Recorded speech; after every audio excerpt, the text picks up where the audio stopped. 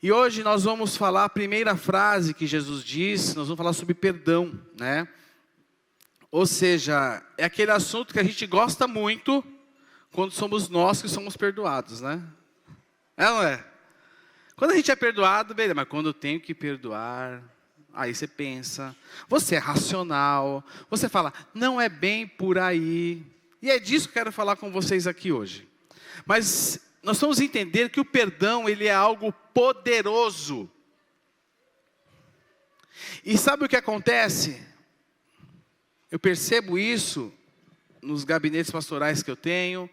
Eu percebo isso em conversas que muitas vezes nós lutamos contra o perdão. Mas o perdão, presta atenção, é o primeiro passo na jornada de crescimento espiritual. É o primeiro passo. Não adianta você querer dar aos outros, sendo que o perdão ele não faz parte da sua vida e você não pratica ele. Eu quero, juntamente com vocês aqui hoje, que você abra sua Bíblia comigo, o Evangelho de Lucas capítulo 23. Lucas 23, nós vamos ler do verso 33 até o verso 34. Onde a primeira frase que Jesus disse, nós vamos estudar aqui, é: Pai, perdoa-lhes, pois não sabem o que fazem. Lucas 23, do 33 ao 34, diz o seguinte. Achou aí na sua Bíblia, sim ou não? Não, eu espero. Temos todo o tempo do mundo, a gente tem até quarta-feira aqui, irmãos. Já junta com o culto da noite, a gente fica até quarta aqui. Achou? Pronto. Diz o seguinte: 2 outros homens, ambos criminosos, foram levados com ele, a fim de também serem executados. Quando chegaram ao lugar chamado Caveira, o pregaram na cruz. Os criminosos também foram crucificados, um à direita e outro à esquerda. No verso 34 diz: Jesus disse: Pai, perdoa-lhes, pois não sabem o que fazem. E os soldados tiraram sortes para dividir entre si a roupa de Jesus. Senhor, obrigado, meu Pai, pelo privilégio que nós temos de sermos edificados e ministrados através da sua palavra. Que nessa manhã, o que o teu Espírito vai trazer sobre nós, seja um divisor de águas na vida de cada um dos seus filhos que estão aqui. Seja um divisor de águas na vida deles, nos relacionamentos deles. Pai, que o Senhor nos mostre a essência daquilo que está por trás daquilo que o teu Espírito quer falar aos nossos corações. Nós consagramos na tua presença este momento, a tua palavra, e te pedimos, fala conosco, em nome de Jesus. Amém. Amém. Primeira frase de Jesus: Pai, perdoa-lhes, pois não sabem o que fazem.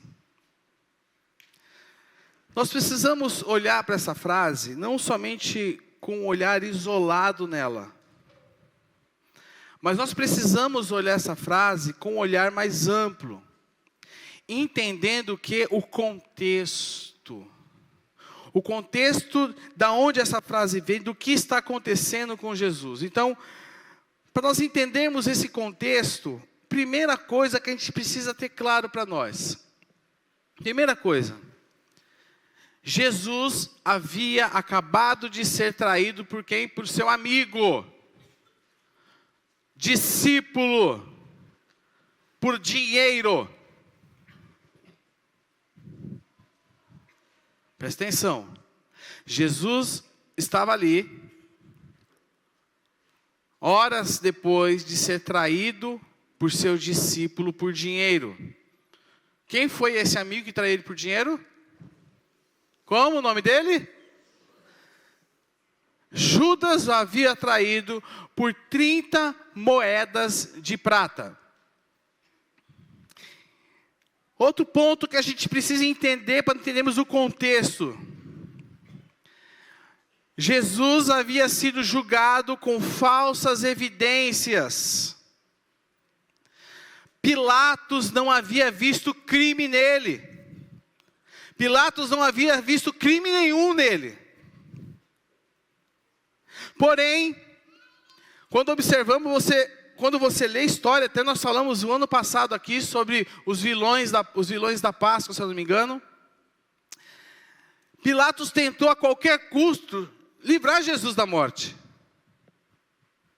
Mas o povo insistiu.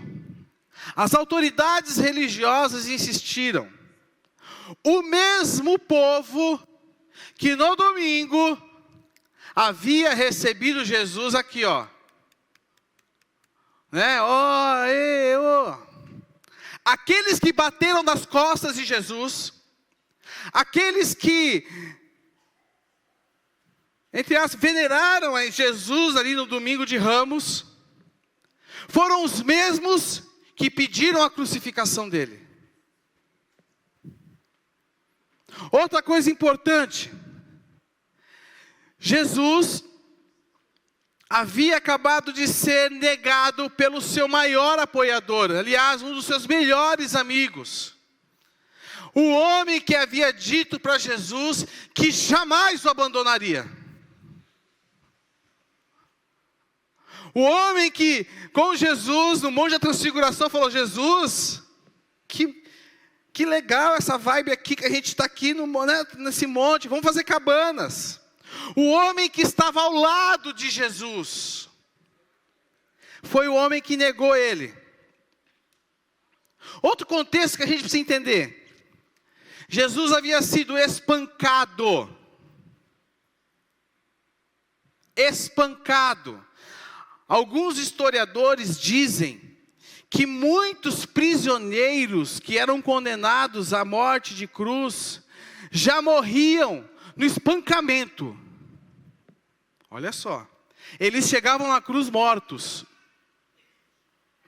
Olha só, ele foi zombado, as pessoas zombavam dele, os soldados zombavam dele, e ainda recebeu na cabeça dele uma coroa de espinhos. A árvore que é feita, essa coroa de espinhos, eu nunca tive contato com ela. Eu sei de um lugar aqui em São Paulo que tem ela, numa exposição, que, se eu não me engano, é o Museu da Bíblia, do Anderson, do arqueólogo aí. No Museu da Bíblia, aqui no interior de São Paulo, tem a mesma árvore, e quando você pega e você olha os espinhos dessa coroa, dessa árvore, você fala como que ficou inteiro ele ainda depois dessa coroa. Jesus ainda aconteceu o que com ele? Ele carregou a cruz e foi pregado nela. Sabe quantas horas Jesus ficou na cruz? Agonizando 6 horas. Estudiosos acreditam que ele ficou das 9 da manhã às 3 da tarde. Para carregar a tinta aqui, isso não estava no cronograma, mas eu tenho um relato aqui que eu vou ler para vocês. Talvez isso vai comprometer um pouquinho o tempo da pregação, mas eu faço questão de ler para vocês aqui. Deixa eu ver se eu acho aqui para vocês, né? Aqui, achei. Tem um médico, qual é o nome dele? Deixa eu ver se está aqui, esqueci o nome desse médico. Como eu não me preparei para ler isso para vocês, eu tenho um relato, mas esqueci o nome do médico. Um médico que fez um estudo da descrição dos sofrimentos de Jesus na cruz. Quem já viu esse estudo aqui? Eu já falei em algum momento aqui daquela, eu já falei, mas eu vou ler para vocês. Descrição dos sofrimentos físicos de Jesus Cristo por um médico. Descrição dos sofrimentos de Cristo. Aqui está o nome dele. A seguir um relato médico pelo Dr. Barbet, que é um médico francês, dos sofrimentos de Jesus na cruz. Getsemane. Jesus entrou em agonia já começou no Getsemane. E seu suor tornou-se como gotas de sangue a escorrer pela terra. O único evangelista que relata o fato é um médico, Lucas. E o faz com a decisão de um clínico. O suor O suar sangue, ou hematidrose, é um fenômeno raríssimo e produzido em condições excepcionais. Para provocá-lo, é necessário uma fraqueza física acompanhada de um abatimento moral violento causado por uma profunda emoção, por um grande medo. O terror, o susto, a angústia terrível de sentir-se carregando todos os pecados dos homens, deve ter esmagado Jesus. Getsemane também significa isso, lugar da prensa. Tal extensão extrema produz o rompimento das finíssimas veias capilares que estão sob as glândulas sudoríparas. O sangue se mistura ao suor e se concentra sobre a pele, então escorre por todo o corpo até a terra. Agora falando sobre a flagelação e a coroa de espinhos. Conhecemos a farsa do processo preparado pelo Sinédrio. O envio de Jesus a Pilatos e o desempate entre o procurador romano e Herodes. Pilatos cede e então ordena a flagelação de Jesus. Os soldados despojam Jesus e o prende pelo pulso a uma coluna do pátio.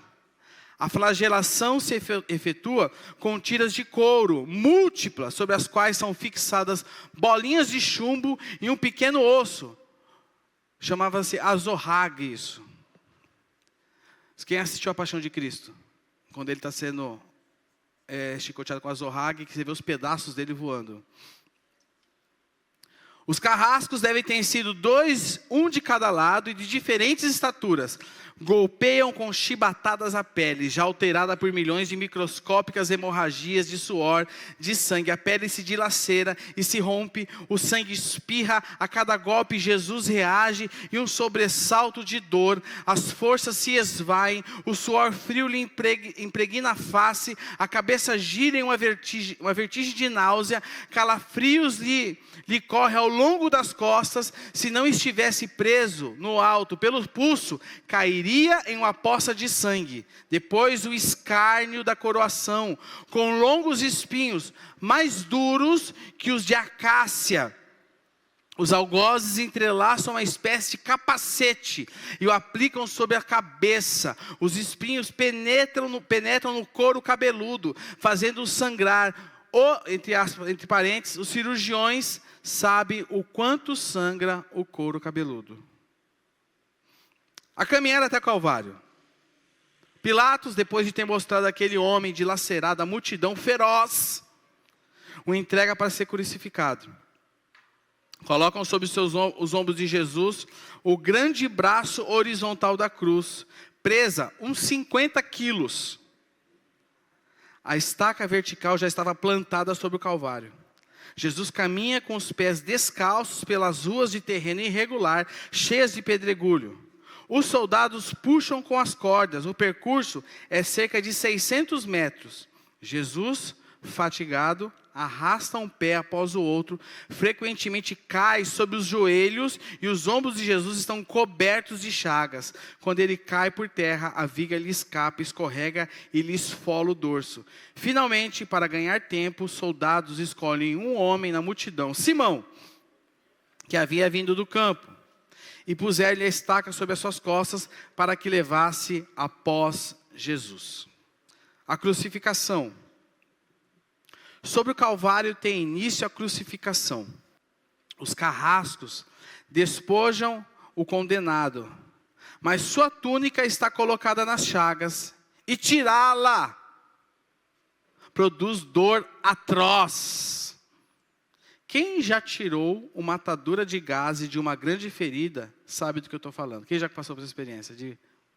Gostoso. Me perdi. Me achei. Cada fio de tecido adere à carne viva. Ao levarem a túnica, quando eles arrancaram a túnica, se laceraram as terminações nervosas postas em descoberto pelas chagas. Os carrascos dão um puxão violento. Há um risco de toda aquela dor provocar uma síncope. Mas ainda não é o fim, o sangue começa a escorrer, Jesus é deitado de costas, e as suas chagas se incrustam de pó, de pedregulhos, depositam-no sobre o braço horizontal da cruz, os algozes tomam as medidas. Com a broca é feito um furo na madeira para facilitar a penetração dos pregos. Os carrascos pregam um prego longo, pontudo e quadrado. Apoiam-se sobre o pulso de Jesus, com um golpe certeiro de martelo, o plantam e o rebatem sobre a madeira. Jesus deve ter contraído o rosto assustadoramente. O nervo mediano foi lesado. Pode-se imaginar aquilo que Jesus deve ter provado.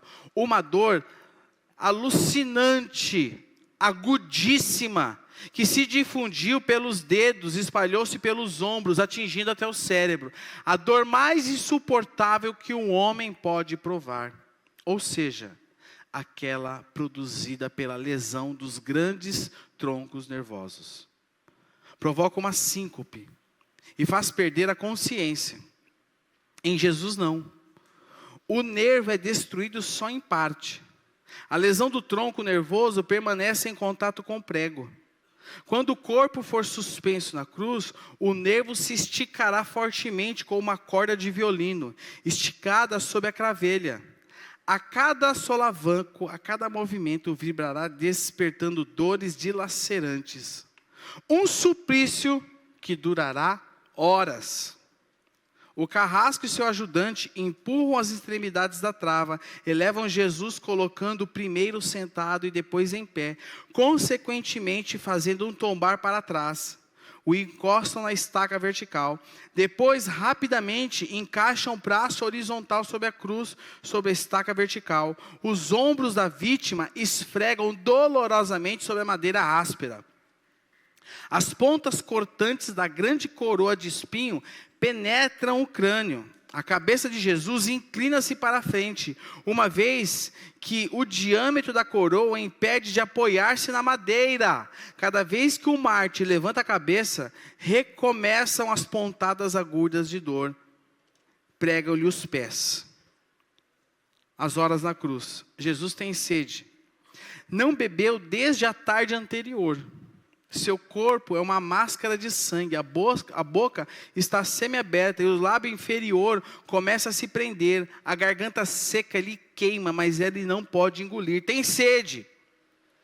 Um soldado lhe estendendo sobre a ponta de uma vara uma esponja embebida ácida, em uso entre os militares. Tudo aquilo é uma tortura atroz. Um estranho fenômeno se produz no corpo de Jesus. Os músculos dos braços se enrijecem e uma contração que vai se acentuando. Os deltoides, os bíceps esticados e levantados, os dedos se curvam. É como acontece a alguém ferido de tétano. Há isto que os médicos chamam de tetania, quando os sintomas se generalizam. Os músculos do abdômen se enrijecem em ondas imóveis. Em seguida, aqueles entre as costelas do pescoço e os respiratórios. A respiração se faz pouco a pouco mais curta. O atra entra como um sibilo, mas não consegue mais sair. Jesus respira com o ápice dos pulmões. Tem sede de ar, como um asmático em plena crise. Seu rosto pálido, pouco a pouco, se torna vermelho, depois se transforma num violeta púrpuro e, enfim, um cianítico. Jesus é envolvido pela asfixia. Os pulmões cheios de ar não podem se esvaziar-se. A fronte está impregnada de suor. Os olhos saem fora de órbita. Mas o que acontece? Lentamente, com um esforço sobre-humano, Jesus toma um ponto de apoio sobre os pregos dos pés, esforça-se a pequenos golpes, se eleva aliviando a tração dos braços, os músculos do tórax se distendem, a respiração torna-se mais ampla e profunda, os pulmões se esvaziam e o rosto recupera a palidez inicial. Por que esse esforço? Porque Jesus quer falar. Ele não tinha nem planejado falar isso para vocês aqui. Pai, perdoa-lhes, porque não sabem o que fazem. Logo em seguida, o corpo começa a afrouxar-se de novo e a asfixia recomeça. foram transmitidas 7 frases pronunciadas por ele na cruz. Cada vez que quer falar, ele tem que se elevar, tendo como apoio o prego dos pés. Que tortura! Atraídas pelo sangue que escorre pelo coagulado, enxames de moscas unem ao redor do seu corpo, mas ele não pode enxotá-las. Pouco depois, o céu escurece, o sol se esconde, de repente a temperatura diminui, logo serão 3 da tarde. Todas as suas dores, a sede, as cãibras, a asfixia, o latejar dos nervos medianos, lhe arrancaram lamento. Deus meu, por que me abandonaste? Jesus dá seu último suspiro, está tudo consumado. E em seguida, Pai, nas tuas mãos entrego o meu espírito. E ele morre em meu lugar e no seu lugar. Imagina imagina você perdoar um contexto desse, e diante da dor, e Jesus diante de tudo isso, diz: Pai, perdoa-lhes porque eles não sabem o que fazem. Isso parece um absurdo. Olhando pela ótica humana, deixa eu tomar minha aguinha aqui, a garganta secou. Olhando pela ótica humana, quem faz isso? Quem perdoa numa situação dessa? A questão é, se Jesus perdoou assim, por que nós, que somos chamados a sermos seus imitadores, temos tanta dificuldade de perdoar? Por isso que eu disse aqui, a nossa jornada espiritual de crescimento e de se parecer com Jesus, começa pelo perdão. Começa em perdoar. E eu quero enxergar alguns contextos da Bíblia que fala sobre isso. O que a Bíblia nos ensina sobre isso? Primeiro lugar, Salmo 51, verso 8 e verso 9, nos diz o seguinte, e eu quero primeiro falar com vocês sobre a necessidade do perdão. Por que do perdão? Por que perdoar? E aí, Davi diz o seguinte: devolve-me a alegria e a felicidade. Tu me quebrantaste agora. Permite que eu exulte outra vez. Aí no verso 9: não continues a olhar para meus pecados. Remove as manchas de minha culpa. Davi foi um grande homem de Deus. Um homem segundo o quê? O coração de Deus. Mas se existe algo que a Bíblia não faz, é esconder pecado de alguém. A Bíblia não esconde o pecado de ninguém. Davi, o que aconteceu com Davi? Ele adultera com Batseba. Batseba era mulher de quem? De Urias, um dos seus melhores amigos, e alguns estudiosos acreditam que Urias era um dos seus valentes. Mas Davi, para esconder o seu erro, o que ele faz? Ele faz com que Urias fosse morto. Ele mata Urias. Davi ocultou esse pecado. Se tornou o pecadinho de estimação de Davi. E quando ele faz isso, ele adoece. Neste Salmo 51 e no Salmo 32, são salmos considerados salmos de confissão, que mostra Davi confessando sua culpa e clamando a Deus pelo perdão. Ele diz no Salmo 32:3: enquanto me recusei a confessar meu pecado, meu corpo definhou. E ele diz: eu gemia o dia inteiro. Lendo isso aqui, você já parou para pensar que muitas lutas emocionais, espirituais e físicas que você esteja enfrentando podem estar ligados a um pecado não confessado na sua vida? Podem estar ligados a um pecado não confessado. podem estar ligados a uma culpa não tratada. Davi fala, eu gemia o dia inteiro. Davi está falando o quê? Do peso gerado pela culpa, ele se sentia esmagado. E aí Davi fala o que aqui, ó? Remove as manchas de minha culpa. Ele demonstra um desejo por absolvição. Davi demonstra um desejo de redenção. Davi carregava uma culpa sobre ele daquilo que ele havia feito. Sabe, meus irmãos? Todos nós, consciente ou inconscientemente, todos nós buscamos perdão e redenção.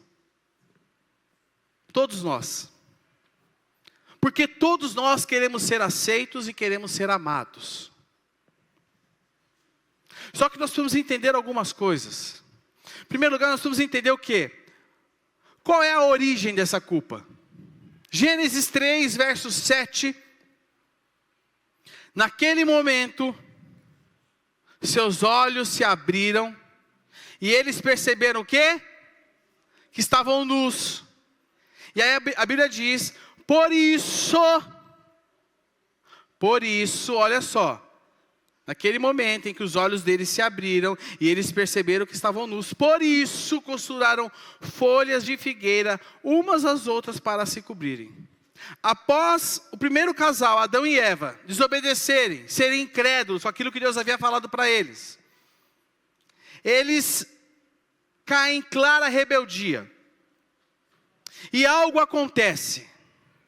Gênesis nos mostra que diz o seguinte, os seus olhos se abriram. E o que quer dizer isso aqui? Aqui nós temos uma metáfora. E o que quer dizer essa metáfora? Significa que algo mudou internamente naquele casal, ao eles comerem daquele fruto. A maneira como eles se percebem, a maneira como eles se enxergam. Porque a partir daquele momento, o pecado começa a fazer parte deles. Eles se tornam conhecedores do bem e do mal. E aí eles percebem, tornando-se conhecedores do bem e do mal, terem desobedecido a Deus, eles percebem que há algo errado com eles. E aí perceberam que estavam nus. E o que significa essa nudez? O que significa ela? Significa sentimento de vergonha e sentimento de culpa. Quem aqui já sonhou que entrou num lugar pelado e todo mundo ficou olhando para você e você ficou com vergonha? Já teve esse sonho? Se você já teve, você sabe o que eu estou falando. Todo mundo olhando, você fica com vergonha, estou no shopping center. Olha aqui, já apareceu uns casos aqui já. Nudez, presta atenção.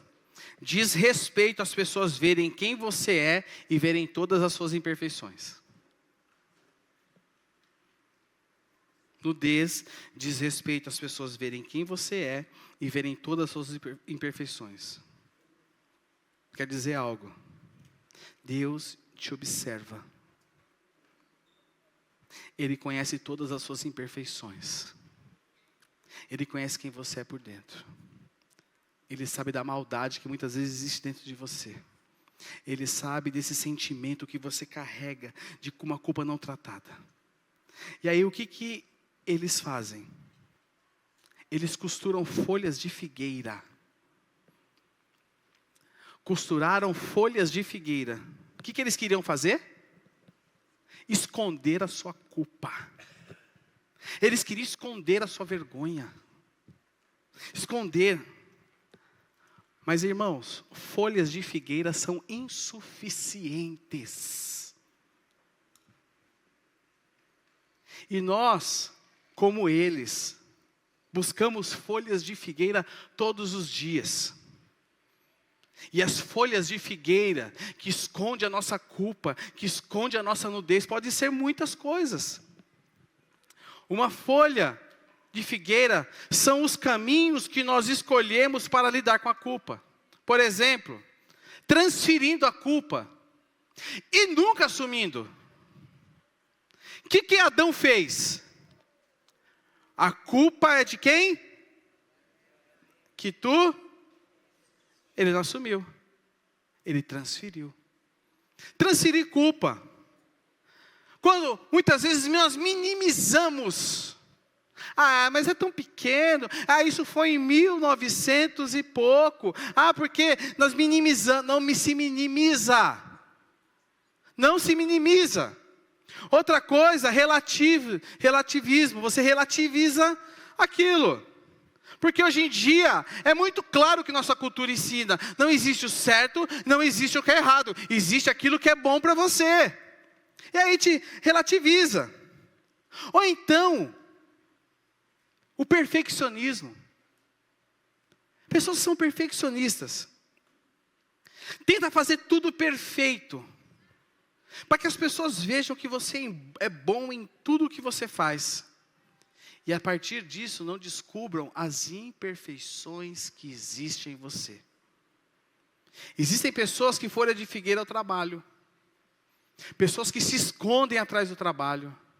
Se escondem atrás daquela rotina, trabalha arduamente. Por quê? Porque quer provar para todo mundo que você é capaz, que você consegue, que você é alguém na vida.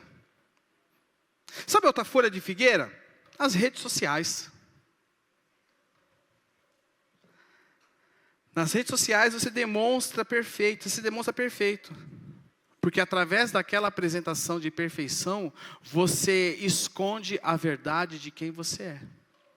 Sabe outra folha de figueira? As fofocas. Porque através dela você fala mal de pessoas. E quando você faz isso, você se sente melhor. E aí você se projeta acima daquela pessoa. Nós precisamos tirar as nossas folhas de figueira. E aí, a pergunta: como lidar com a culpa?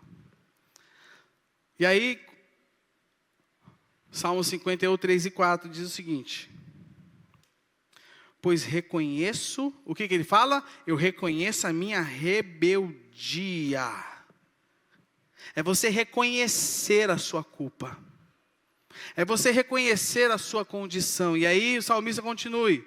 E ele fala o seguinte: porque pequei contra ti, somente contra ti. E aí, o que faz? Eu queria te dizer algo. Pela sua força você não consegue. E a palavra de Deus já nos mostrou isso. Evangelho de João, capítulo 3, verso 16. Porque Deus amou o mundo de tal maneira que deu seu Filho unigênito, para que todo aquele que nele crê, mas tenha a vida eterna. Josemar Bessa escreve algo muito pesado, e nós vamos ter consciência disso. Jesus não morreu para você, que tem muita gente pregando sobre isso hoje, né? Jesus não morreu para você aumentar a tua autoestima. Ele morreu porque você precisa de perdão para a tua culpa infinita. Os dois pés no peito. E o que acontece hoje? Para ganhar audiência, nós vamos falar disso aqui, ó. Autoestima. Você é o centro do coração de Deus. Tudo que você vê, que você pegar, que você tocar, que você abraçar, que você chutou, que é laço, Deus vai te dar. Irmãos, isso dá audiência. Mas Deus, Ele não tem compromisso com a sua felicidade, Ele tem compromisso com a sua santidade, Ele tem compromisso com a tua maturidade. E sabe o que a gente faz? A gente tem a impressão do Evangelho Xuxa. Você conhece o Evangelho Xuxa? Tudo que eu quiser, o cara lá de cima. E a gente muda, inverte as coisas e não entende que nós, eu e você, somos alvo do amor de Deus. E Jesus veio, passou por tudo isso para quê? Porque nós precisamos de perdão para uma culpa infinita. Não é porque você é bonito, não é porque você fala inglês, não é porque você manda bem, não é porque você fez teologia, não é porque você é líder de ministério, não é porque você é um bom marido, não é porque você é um bom filho. Não, não é por causa disso. A sua culpa, o seu perdão veio porque Jesus Cristo nos amou e morreu por mim e por você. E quando você experimenta o perdão de Deus. Agora minha pergunta, acho que eu vou mudar isso. Você já experimentou o perdão de Deus? Acho que é melhor isso. Você já experimentou o perdão de Deus? Se você experimentou o perdão de Deus, em Cristo, o seu passado não te define. Olha, você pode estar aqui, você tem o pior passado do mundo. Eu quero te dizer algo. O teu passado não te define. Sabe por quê? Porque você foi perdoado, você é curado, você é completo, você é aceito pelo sangue do Cordeiro. Tim Keller escreve o seguinte: não há nada que nos transforme dessa maneira. Não existe complexos de inferioridade, porque eu sou muito amado. Não existem complexos de superioridade, porque sou um pecador salvo somente pela graça. A compreensão do grito de Jesus na cruz é a chave para a transformação pessoal. E é a grande chave para a obra de perdão e reconciliação humana. Nós éramos inimigos de Deus. E Deus não nos dá perdão somente para curar o nosso interior. Não. Mas Ele derrama sobre nós perdão também para curar o quê? O nosso exterior. Ele não quer somente tratar as suas relações com Ele. Ele quer tratar também as relações com aqueles que te ofenderam e te traíram. Então, por isso nós vamos entender algo. O perdão de Deus para nós é o perdão vertical.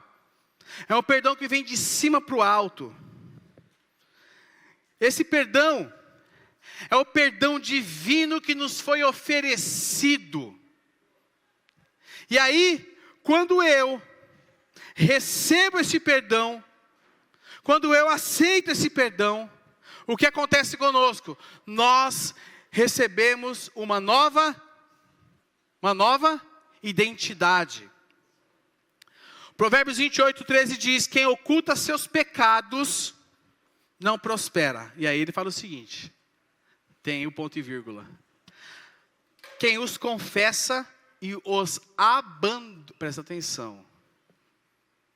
Quem os confessa e os abandona, recebe misericórdia. Sabe qual é a fórmula do arrependimento? Até coloquei aqui. A fórmula do arrependimento é confessar, mas abandonar é igual a arrependimento. Vou até colocar aqui, acabei não colocando. Quando eu confesso, quando eu abandono, significa que eu estou arrependido. Só que esse perdão vertical, ele produz algo em nós. Ele produz um perdão horizontal também. E esse perdão horizontal, o que ele é? Ele é uma decisão interior que eu tomo. Uma decisão interior, onde se o meu ofensor se arrepender, eu vou perdoar ele também. E aí o que acontece com esse perdão, com o meu próximo? Eu tenho um novo relacionamento. Isso quer dizer que esse relacionamento pode ser como antes? Sim, e não também. Pode ser como antes? Pode ser. Pode ser até melhor do que antes. Como pode ser, às vezes, não vai ser mais como era antes. Mas produz um novo relacionamento. Só que isso, meus irmãos, nós vamos ter muito claro isso para mim. Isso para a gente, perdão. Porque perdoar, deixa eu ver a palavra correta. Isso. Perdoar é dar ao ofensor um presente que ele jamais merece. Porque nós recebemos de Deus um presente que nós não merecíamos. Nós recebemos do Senhor um presente que não merecíamos. Só que o perdão de Deus sobre nós, ele traz uma responsabilidade sobre nós. Mateus 18, 21, 22, vai nos falar um pouco agora sobre a responsabilidade do perdão. Como isso muda a nossa vida? E aí diz o seguinte: então Pedro se aproximou de Jesus e perguntou: Senhor, quantas vezes devo perdoar alguém que peca contra mim? 7 vezes? E Jesus respondeu: não 7, mas quantas? 70, deixa eu voltar aqui, peraí. 70 vezes 7. Sabe por que Jesus respondeu isso? Primeiro, porque nós precisamos perdoar sem limites. Nós precisamos perdoar sem limites. E uma outra coisa que Jesus está falando aqui, ele está revertendo uma maldição de Lameque, que está lá em Gênesis 4:24, e ali é apresentada a genealogia de Caim. E na sua descendência há um rei chamado Lameque, e ele promete vingar seus inimigos 70 vezes 7. Jesus amarra tudo, irmãos. Jesus amarra tudo. Nós queremos vingança sem limite. A gente quer se vingar das pessoas, porque ela vai sentir o que eu senti. Ela vai comer o pão que o diabo amassou. O diabo amassou o pão? Eu não sei. Mas vai comer o pão que o diabo amassou. Nós somos assim, irmãos. Só que Jesus nos apresenta um outro lado. O lado do perdoar sem limites. Mas aí, pastor, você é bobo. Não. Você vai ser parecido com Jesus. Parecido com Jesus.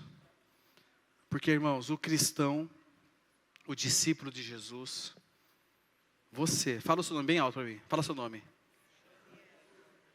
Você que falou seu nome agora, age com misericórdia até que o bem vença o mal. Sabe, irmãos, as pessoas são cruéis. As pessoas são cruéis. E eu não vou deixar que a crueldade das pessoas tome meu coração. Mas eu vou agir com misericórdia. Eu vou agir com amor. E eu vou agir com perdão. Tim Keller diz o seguinte. Ele fala isso aqui no livro que eu recomendo. Ok? Eu recomendo esse livro. Nós não temos aqui na livraria, porque eu resgatei dos meus livros nessa semana agora. Eu posso ver depois fazer para cá. Um livro bom para ter aqui. Esse livro chama-se Perdoar. Livro de Tim Keller. Ele diz o seguinte, ó. Se você crê no Evangelho, que você é salvo pela graça e pelo perdão gratuito de Deus, mas continua rancoroso, isso mostra no mínimo que você está impedindo o efeito real do Evangelho em sua vida.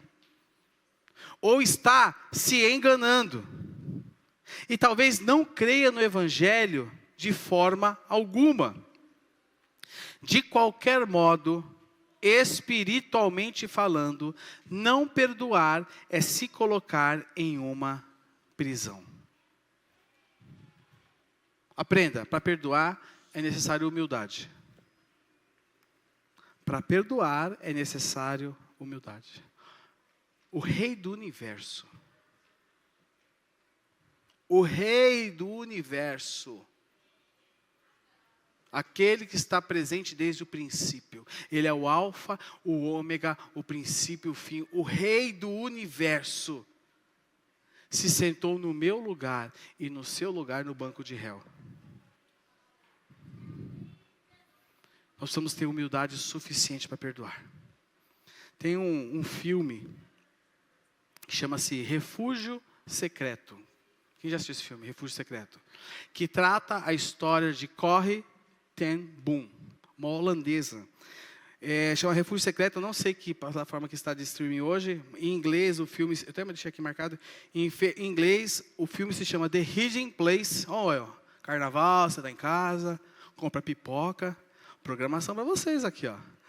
Ele chama The Hidden Place. E ela disse a seguinte frase: perdão não é uma emoção. Sabe por quê? Porque se eu for agir pela minha emoção, eu não vou perdoar. Perdão é uma decisão. Sabe como que ela chegou a essa conclusão?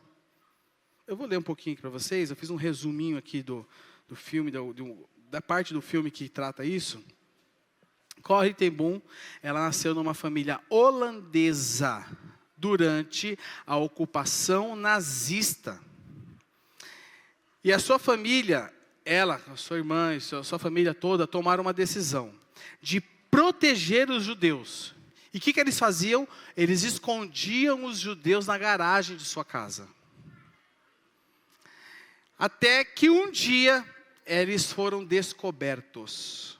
Eles foram descobertos e a sua família inteira foi morta pelos judeus.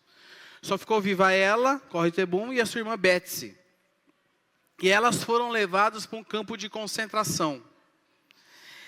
E nesse campo elas sofreram muito. Até que num dos momentos em que elas estavam sendo castigadas lá, a irmã Betsy dela morreu. Maravilha. Passou-se a vida, a Corrie ten Boom permaneceu viva. E depois de alguns anos, quando acabou tudo, ela foi liberta e ela resolveu perdoar o passado. Até que, sempre tem um até que, Até que ela foi chamada ela se tornou cristã e ela foi chamada para pregar na Alemanha em 1947, onde ela falava sobre o Evangelho e um dos seus principais temas era perdão. E aí no final da palestra que ela estava falando, ela estava pregando, ela fala sobre perdão e ela diz o seguinte: Deus, por meio de Cristo, do que Cristo fez na cruz, jogou nossos pecados no fundo do mar. Final, glória a Deus, cada um foi para suas casas e o pessoal vai embora. E aí um homem se aproximou dela e ela viu aquele homem se aproximar dela. E quando ela olhou para a cara daquele homem, ela reconheceu ele. Sabe quem era aquele homem? O homem que havia ferido muito elas e que inclusive matou a irmã dela, castigando a irmã dela. Aquele homem chega até ela. Ela havia sido ferida por esse homem, emocionalmente. O homem chega até ela, e ela é tomada pelas lembranças, lembra da irmã dela. E aí, aquele homem fala para ela: Corrie, é verdade que Deus jogou nossos pecados no fundo do mar? Então aquele homem estende a mão para ela e diz: eu conhecia Jesus. E eu era um dos guardas que estava nos campos de concentração e eu estou procurando perdão pelo que eu fiz. Naquele momento, a Corrie ten Boom entrou numa crise interna. E ela pensa: eu estou pregando sobre perdão, mas será que eu sou capaz de oferecer perdão para esse homem que acabou com a minha vida? E aí, foi aí que ela disse essa frase em destaque: perdão não é emoção, é uma decisão. E sabe o que ela fez? Ela tomou a decisão de estender a mão para aquele homem. E aí ela relata o seguinte: ao fazer isso aconteceu algo incrível. A corrente começou em meu ombro, desceu pelo meu braço e fluiu entre nossas mãos unidas. Um calor curativo invadiu o meu ser e lágrimas encheram os meus olhos. Exclamei: eu perdoo você, irmão, de todo o meu coração, porque eu estava lá e você foi uma das pessoas que me torturou. E aí Corrie declara: eu jamais havia conhecido o amor de Deus tão intensamente quanto conheci naquele momento. Sabe, irmãos, quando nós perdoamos, quando nós temos consciência do perdão que está sobre as nossas vidas e nós perdoamos, nós estamos experimentando o que Jesus experimentou na cruz. A experiência de morte e a experiência de ressurreição. Você pode estar aqui hoje e não tem o desejo de perdoar. Falar assim: eu não quero perdoar, não estou com desejo, não estou sentindo de Deus. Precisava sentir um arrepio maior. Mas eu quero te dizer uma coisa: você precisa hoje tomar a decisão de perdoar. E principalmente porque nós vamos sentar à mesa daquele que diz o seguinte: Pai, perdoa-lhes, porque eles não sabem o que fazem. Para nós encerrarmos aqui, a banda pode subir. Em primeiro lugar, nada do que façamos limpará nosso pecado. Você pode fazer o que você quiser, se esforçar da maneira que for. Nada limpará nossos pecados, nosso pecado. Precisamos do perdão que Jesus oferece. Segundo, ser cristão significa perdoar o indesculpável, porque Deus perdoou o indesculpável em nós. O que fizeram para você foi muito grave? Posso falar algo? Que bom. Você precisa perdoar. E terceiro e último lugar, perdoar é uma escolha consciente que sinaliza o começo de um processo de cura e transformação. Irmãos, eu já vi pessoas que foram curadas fisicamente porque perdoaram. Eu já vi pessoas oprimidas,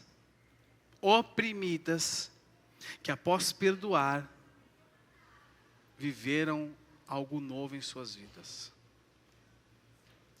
Eu já vi pessoas, a última vez que eu preguei sobre perdão aqui, algumas pessoas me procuraram, pessoas que após liberarem perdão, prosperaram.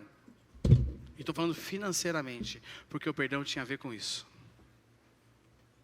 O perdão é libertador e transformador. A minha pergunta para você aqui agora é: quem você precisa perdoar?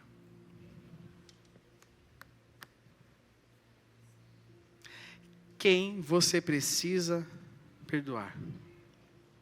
Quem precisa ouvir de você o seguinte: eu te perdoo?